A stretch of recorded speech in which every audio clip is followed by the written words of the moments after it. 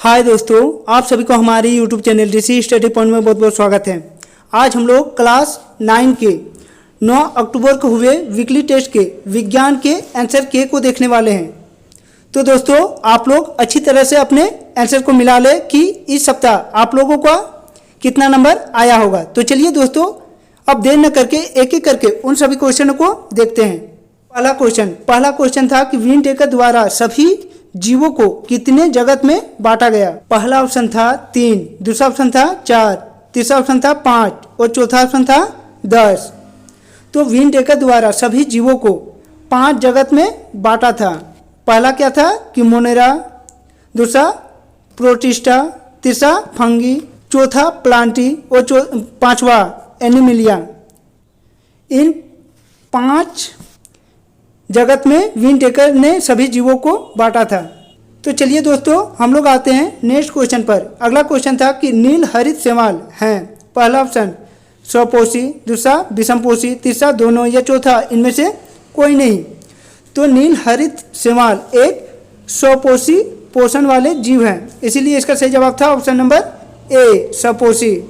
हमारा अगला क्वेश्चन कह रहा था कि प्रोटोजोआ किस प्रजाति का जीव है। पहला मोनेरा, दूसरा प्रोटिस्टा, तीसरा फंजाई या चौथा प्लांटी।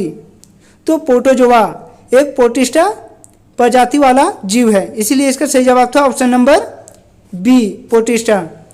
हमारा अगला क्वेश्चन नंबर 4। क्वेश्चन नंबर 4 कह रहा था कि पाइनर्स तथा साइकस हैं। पहला ऑप्शन था थेलोफाइटा, दूसरा बायोफाइटा, तीसरा टेरिडोफाइटा और चौथा था जिम्नोस्पर्म।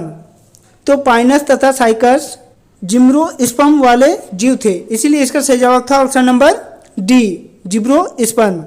हमारा अगला क्वेश्चन, यूकेरेटिव बहुकोशिकीय और विषमपोषी जीवों को रखा गया है। पहला ऑप्शन था प्लांटी, दूसरा ऑप्शन था एनिमेलिया, तीसरा ऑप्शन था फंजाई और चौथा ऑप्शन था मोनेरा। तो यूकेरेटिव बहुकोशिकीय और विषमपोषी जीवों को एनिमिलिया जगत में रखा गया है, इसीलिए इसका सही जवाब था ऑप्शन नंबर बी, एनिमिलिया। हमारा अगला क्वेश्चन नंबर 6। क्वेश्चन नंबर 6 कह रहा था कि गुरुत्वाकर्षण बल की खोज की थी। पहला ऑप्शन था आर्किमिडीज, दूसरा ऑप्शन था न्यूटन, तीसरा ऑप्शन था गैलीलियो और चौथा ऑप्शन था इनमें से कोई नहीं।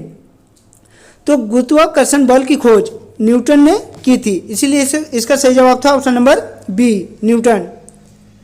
हमारा अगला क्वेश्चन कह रहा था कि गुरुत्वाकर्षण स्थिरांक जी का मान होता है। तो गुरुत्वाकर्षण स्थिरांक जी का मान 6.67 × 10⁻11 न्यूटन मीटर स्क्वायर प्रति किलोग्राम होता है, इसीलिए इसका सही जवाब था ऑप्शन नंबर ए। हमारा अगला क्वेश्चन कह रहा था कि किसी वस्तु का चंद्रमा पर भार पृथ्वी पर उसके भार का होगा। पहला ऑप्शन था 6 गुना, दूसरा ऑप्शन था 1/10 गुना, तीसरा ऑप्शन था 1/6 गुना और चौथा ऑप्शन था 1/10 गुना। तो किसी वस्तु का चंद्रमा पर भार पृथ्वी पर उसके भार का 1/6 गुना होता है, इसीलिए इसका सही जवाब था ऑप्शन नंबर सी, 1/6 गुना। हमारा अगला क्वेश्चन कह रहा था कि दाब का SI मात्रक पास्कल होता है, जो निम्नलिखित के बराबर है। पहला ऑप्शन था किलोग्राम मीटर स्क्वायर, दूसरा ऑप्शन था न्यूटन मीटर स्क्वायर, तीसरा ऑप्शन था न्यूटन मीटर स्क्वायर और चौथा ऑप्शन था न्यूटन स्क्वायर मीटर। तो इसका सही जवाब था option number B, newton meter square. हमारा अगला क्वेश्चन कह रहा था कि घनत्व का SI मात्रक होता है।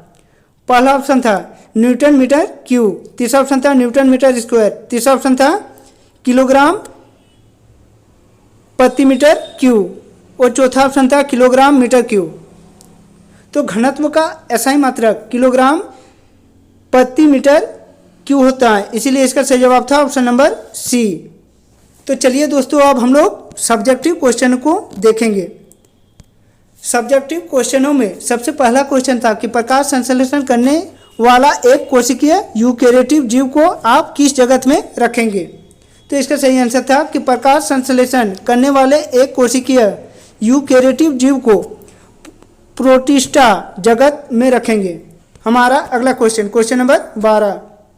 क्वेश्चन नंबर 12 कह रहा था कि एक वस्तु का द्रव्यमान 10 किलोग्राम है, पृथ्वी पर इसका भार कितना होगा। तो इसको इस प्रकार बनाना था कि दिया गया है वस्तु का द्रव्यमान m क्या है 10 किलोग्राम। गुरुत्वीय त्वरण g का मान हम लोग जानते हैं कि 9.8 मीटर प्रति सेकंड स्क्वायर होता है। जब हम भार का सूत्र लगाते हैं तो W बराबर mg होगा और इस प्रकार हम लोगों का 98 न्यूटन निकल के आएगा। तो इसका सही जवाब था 98 न्यूटन। तो चलिए दोस्तों हम लोग बढ़ते हैं अगले क्वेश्चन की ओर। हमारा अगला क्वेश्चन था कि पंछी वर्ग और स्तनपायी वर्ग के जंतुओं में क्या अंतर है। तो इसका सही आंसर था कि पंछी वर्ग और स्तनपायी वर्ग के जंतुओं में निम्नलिखित अंतर था। इनमें पंखों का ब्राह कंकाल पाया जाता है और स्तनपायी वर्ग में इनमें ब्राह कंकाल के स्थान पर बाल पाए जाते हैं। दूसरा था पंछी वर्ग के जंतु अंडे देते हैं तो स्तनपायी वर्ग के जंतु अधिकतर बच्चे देते हैं। और एक लिखना था कि इनकी हड्डियां खोखली होती हैं और स्तनपायी वर्ग में इनकी हड्डियों में मज्जा भरी रहती है। हमारा अगला क्वेश्चन नंबर 14। क्वेश्चन नंबर 14 कह रहा था कि उत्प्लावकता से आप क्या समझते हैं। तो इसका सही आंसर था कि तरल पदार्थ यानी गैस तथा द्रव का वह गुण जिसके कारण किसी वस्तु को उसमें डुबाए जाने पर वह वस्तु पर ऊपर की ओर एक बल लगाता है, उस बल को ही हम लोग उत्प्लावकता कहते हैं। हमारा अगला क्वेश्चन था कि पादप जगत के प्रमुख वर्ग कौन कौन हैं, इसके वर्गीकरण के क्या आधार हैं। तो इसका सही आंसर था कि पादप जगत के प्रमुख वर्ग निम्नलिखित हैं। पहला था थैलोफाइटा, दूसरा बायोफाइटा, तीसरा टेरिडोफाइटा, चौथा जिम्नोस्पर्म और पांचवा एंजियोस्पर्म। इनके वर्गीकरण का आधार पादप शरीर के प्रमुख घटकों का विकसित एवं विभेदित होना या नहीं होना है। वर्गीकरण का अगला स्तर पादप शरीर में जल और अन्य पदार्थों का संवहन करने वाले विशिष्ट ऊतकों की उपस्थिति के आधार पर होता है। और तीसरा वर्गीकरण प्रक्रिया का आधार पौधों द्वारा बीजों को धारण करना या ना करना होता है। तो चलिए दोस्तों हम लोग बढ़ते हैं अगले क्वेश्चन की ओर। हमारा अगला क्वेश्चन कह रहा था कि गुरुत्वाकर्षण का सार्वत्रिक नियम क्या है, इसका व्यंजक प्राप्त करें। तो इसका सही आंसर था कि विश्व का प्रत्येक पिंड अन्य पिंडों को एक बल से आकर्षित करती हैं जो दोनों पिंडों के द्रव्यमानों के गुणनफल के समानुपाती तथा उनके बीच की दूरी के वर्ग के व्युत्क्रमानुपाती होता है। यह बल दोनों पिंडों को मिलाने वाली रेखा की दिशा में लगता है। इस तरह का फिगर एक बनाना था। हम लोग मान लेंगे कि इस पिंड को हम लोग A मान लेंगे और इसको B मान लेंगे और मानेंगे कि इसका द्रव्यमान m है और इसका स्मॉल m है। तो इस प्रकार हम लोगों को लिखना था और इन लोगों का बीच का दूरी d है। इस प्रकार हम लोगों को लिखना था कि मान लीजिए m तथा m द्रव्यमान के दो पिंड A तथा B एक दूसरे से d दूरी पर स्थित हैं। मान लीजिए दोनों पिंडों के बीच आकर्षण बल F है। गुरुत्वाकर्षण के सार्वत्रिक नियम के अनुसार दोनों पिंडों के बीच लगने वाला बल उनके द्रव्यमानों के गुणनफल के समानुपाती होती है। इस प्रकार हम लोगों को एक समीकरण प्राप्त होगा और हम लोगों को लिखना था कि तथा दोनों पिंडों के बीच लगने वाले बल की उनकी बीच की दूरी के वर्ग के व्युत्क्रमानुपाती होता है। समीकरण 2 और हम लोग समीकरण 1 और 2 से हल करते हैं तो हम लोगों को गुरुत्वाकर्षण सार्वत्रिक स्थिरांक g का मान निकल के सामने आ जाएगा।